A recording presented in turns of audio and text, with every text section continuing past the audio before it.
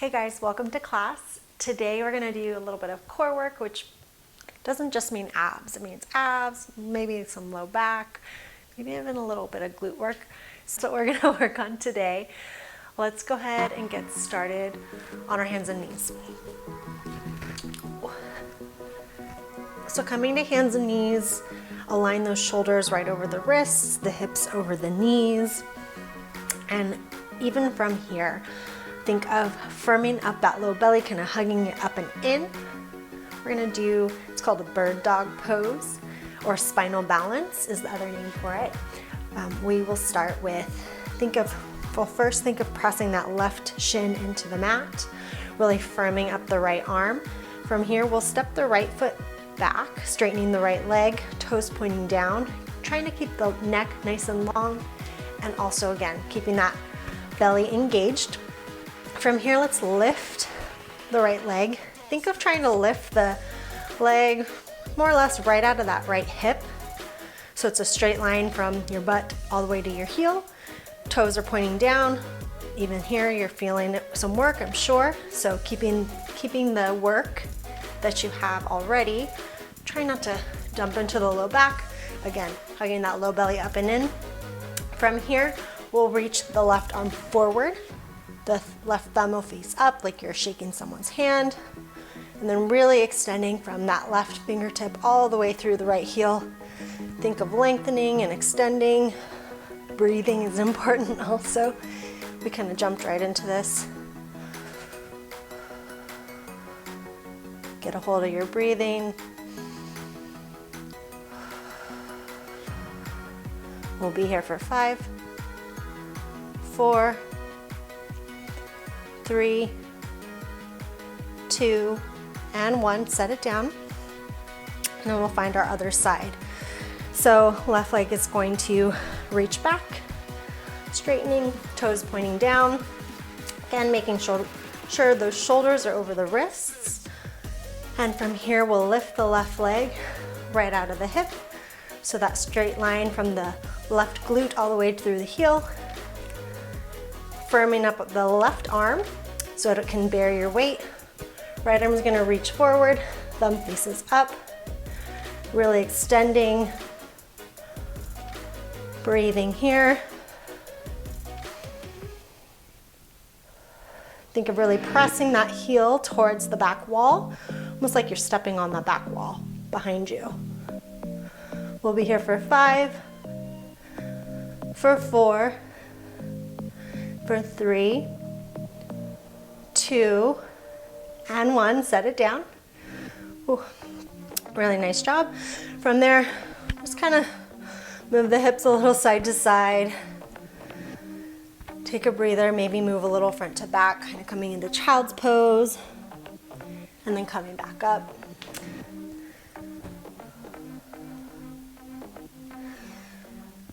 And then from here, let's actually maybe bring our arms a little bit further forward, but keep those shoulders over the wrists. We'll step the feet back, tucking the toes, coming into this plank pose. So again, hugging in the low belly.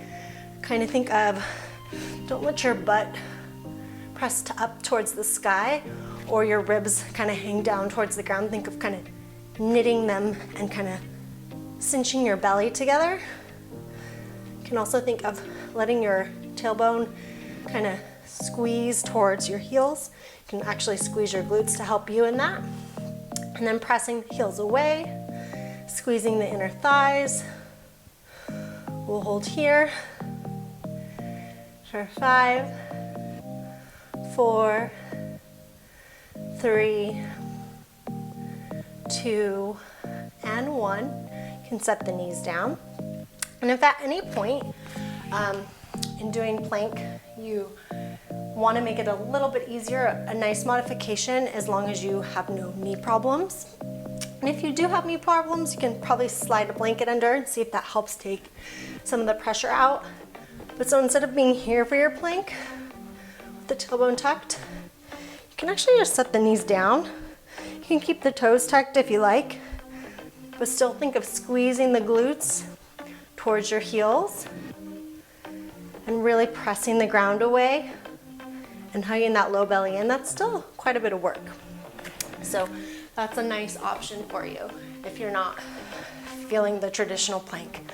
Other thing is, if you have wrist problems, we're gonna do a forearm plank, so that's another option for you too, taking a little bit of weight off of the wrists. So let's go ahead and find that. So coming to our forearms. So here you wanna have the elbows right under the shoulders, spread the palms nice and wide, and then we'll tuck the toes. We'll lift here. Really breathing.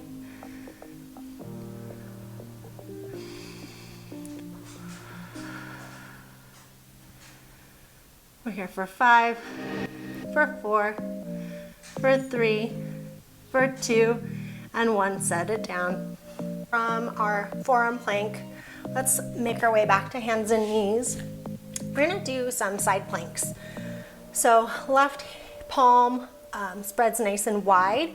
We're gonna actually, so step back to our plank, and then we're gonna roll to the outside of that left foot, stacking the right foot on top, and really pressing the hip up and away. So this is a lot of oblique work. You can keep the right hand here on your hip, or if you want, you can hover it overhead, but really, really pressing that bottom hip towards the sky. Then if you wanna advance this side balance, this side plank a little bit more, you could lift the right leg. Just adds an extra element. You're working this oblique, but now you're working this outer, your adductor, I wanna say, on your glute to help lift. Those kind of are your options. Let's find the other side. So we'll switch, coming back through plank. We'll roll to the outside of the right foot, coming onto the left, right arm. Left arm reaches to the sky, really pressing with that right hip towards the sky. And then left leg's gonna maybe hover if you wanna try that. Challenge your balance, challenge your core strength. And then left foot comes back, coming back through plank. We'll set the knees down and make our way onto our backs. Just a couple more exercises here. This is just a quick core workout for you. So coming to our backs, the legs reaching up towards the sky.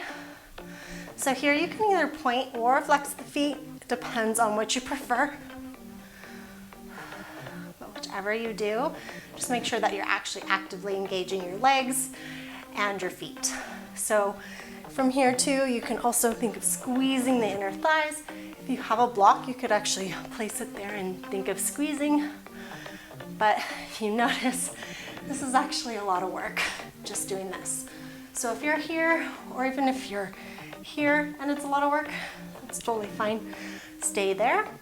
If you want to layer on and add a little bit more work to this core exercise, other thing you can do is bring the arms down by the side, palms facing inward, and then from here, think of letting your whole upper back come up off of the mat, not just your neck and head, but your shoulders as well.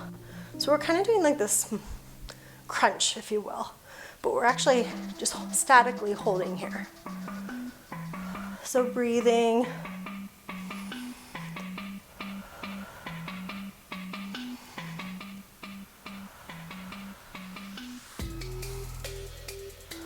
And then let's go ahead and release. Bring the knees into the chest. Rock a little side to side. Massage out that low back. And then we're already in position to do our last and final exercise. So keeping the knees in towards the chest. Let's bring the arms, interlacing the fingers, bring the arms behind the head. And then elbows, you do not want them to be close together. You want to think of spreading them nice and wide and far away from each other. Finding lots of space across the chest. And again, hands are behind the head, but you don't want to think of cranking your neck. You want it to actually come from your core. So you don't want the upper body to move because of your arms. You want it to move because you're engaging your core to help lift your upper body off of the mat. So from here, we will lift, and then we're squeezing in. So right leg's gonna extend, and then right elbow comes to the left knee. Hi, bud. Hi. Left elbow to the right knee, and then switch. Switch. So these are our bicycle crunches.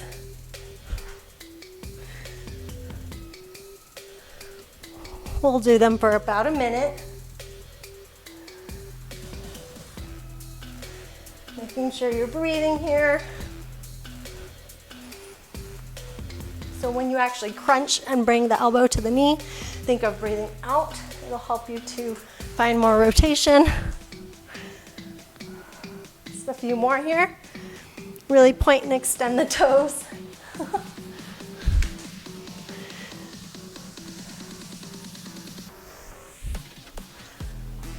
We're here for 10, 9, 8, 7, 6, 5, 4, 3, 2, and 1. Go ahead and lay it flat on the mat.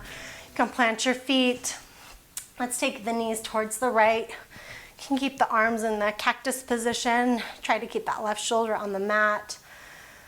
Letting your body find that rotation through the core.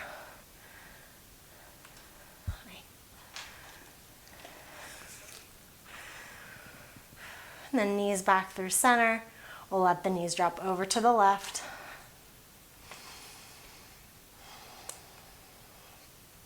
Trying to bring your heart rate back down by breathing nice and slow through the nose.